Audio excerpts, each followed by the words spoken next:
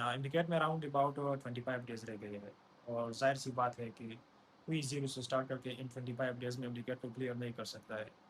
और ये भी एक फैक्ट है कि हर साल बहुत सारे टैलेंटेड और हार्ड वर्किंग स्टूडेंट्स इंडिकेट में रह जाते हैं, और इसके पीछे कुछ रीजंस होते हैं। इस वीडियो में मैंने दो चीज़ें डिस्कस करना है, one is MCQs practice, the other one as revisions, जिसने मेरे भी हेल्प की कि मैंने 191 स्कोर किया, और ये आपका भी हेल्प करेगा, आप सबका, चाहे आप फ्रेश स्टूडेंट हो या रिपीटर हो। तो एमसीक्यूज प्रैक्टिस में आप, जाहिर सी बात है, एज यूजुअल एमसीक्यूज प्रैक्टिस आप नहीं कर सकते हो जिस तरह तुम लोग पहले करते थे कि किसी बुक को किसी टॉपिक का लेक्चर लो, फिर बुक रीड कर लो, बाद में एमसीक्यूज प्रैक्टिस की तरफ जाओ, और ना अब उसका फ़ायदा है। तो सबसे पहले आपने एमसीक्यू प्रैक्टिस में दो चीज़ें करना है। Number one is past papers, number two is FLPs. Past papers आपने सब करने हैं, स्पेशली फिजिक्स के लिए। फिजिक्स के तो जो सारा इंडिकेट के क्वेश्चंस होते हैं वो बिल्कुल रिपीट होते हैं। एग्जैक्टली एमसीक्यूज रिपीट तो नहीं होते, लेकिन सेम स्ट्रेटजीज होती है जिन पर ये नए एमसीक्यूज बनाते हैं। तो आपने पास्ट पेपर लाजमी करना है, आप सारे पास्ट पेपर एक दिन में ही कर सकते हैं। नंबर टू इज एफएलपीज, चाहे आप फ्रेश स्टूडेंट हो या रिपीटर्स, एफएलपीज आपने लाजमी अटेम्प्ट करना है, चाहे किसी भी अकेडमी की हो।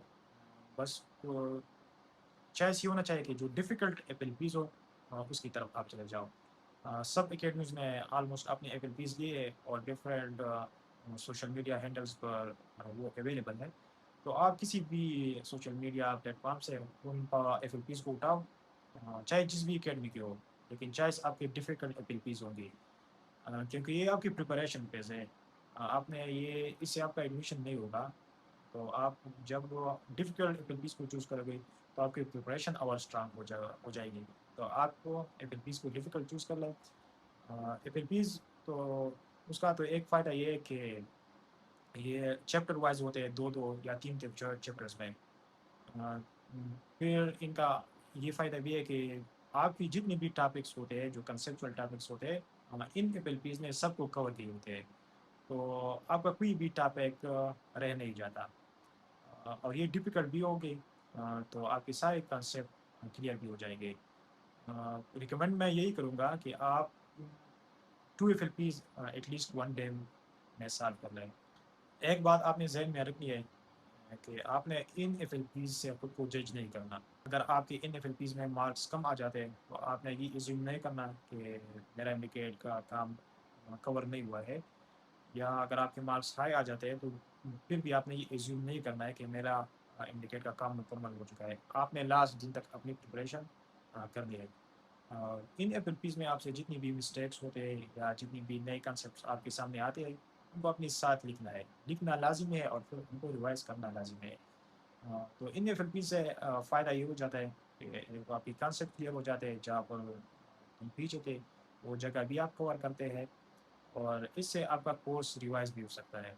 बस आपने ये करना है कि एटलीस्ट 2 एफएलपीज़ को आपने एक दिन में सॉल्व करने हैं।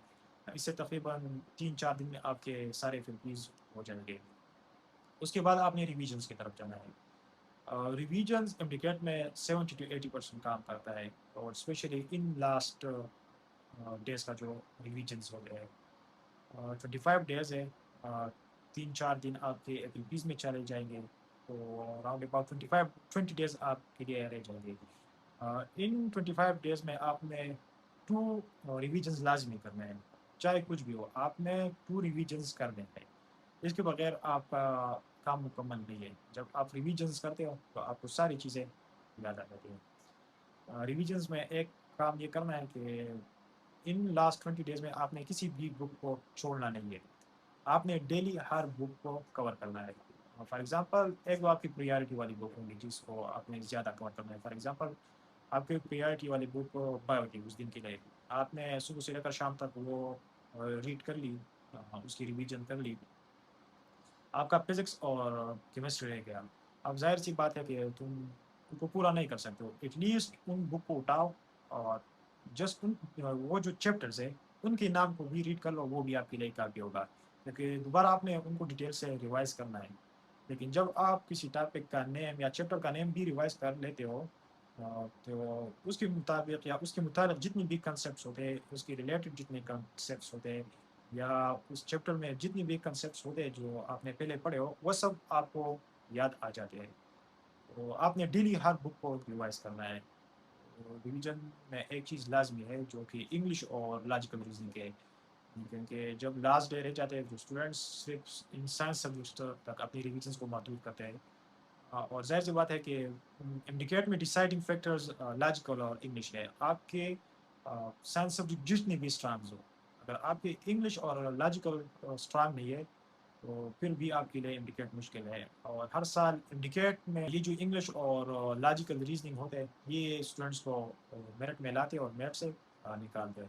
تو آپ نے ان چیزوں کو بھی لازمی ریوائز کرنا ہے. ریویژنس میں بھی یہ لازمی یاد رکھنا ہے کہ آپ سے کوئی بھی ٹاپک نہ رہ جائے. آپ نے جتنی بھی فارمولی شیٹس اپنے لیے بنائے ہو، جتنے بکس پر آپ نے ایکسٹرا لکھائی کی ہو، وہ سب آپ نے ریوائز کرنا ہے.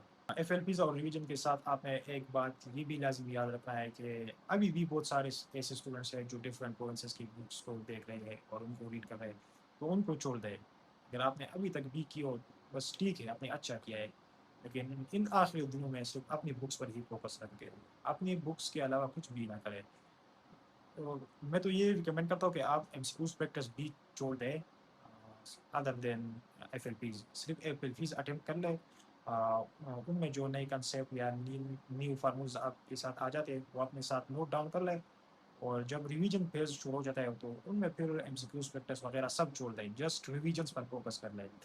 اور اپنے ریویژنس اتنا تیز کرنے ہیں کہ ایٹ لیسٹ جو لاسٹ 7 ڈیز رہ جاتے ہیں اس میں آپ ایک ریویژن کر لیں. اور وہ لاسٹ 7 ڈیز میں بھی لازم ہے کہ آپ اپنے فارمولہ شیٹس اور وہ سب دیکھ لیں. ایک امپورٹنٹ چیز اور بھی ہے کہ بہت سارے اسٹوڈنٹس نے ابھی بھی ایکسرسائزز ایم سی کیوز نہیں کیے، تو کائنڈلی وہ بھی کر لیں، وہ لازمی ہے. آپ دیکھ لیں گے کہ آپ کے جو آپ کا جو انڈیکیٹ ہوگا وہ ان پاس پیپرز اور ان ایکسرسائز ایم سی کیوز کے ریلیٹڈ نہیں ہوگا. یہ ویڈیو ان دو اسٹریٹجیز کے بارے میں ہوئی. انشاءاللہ نیکسٹ ویڈیو میں آپ کے ساتھ ایگزام ڈے اسٹریٹجیز کے بارے میں بھی کچھ امپورٹنٹ پوائنٹس ہیں وہ شیئر کروں گا.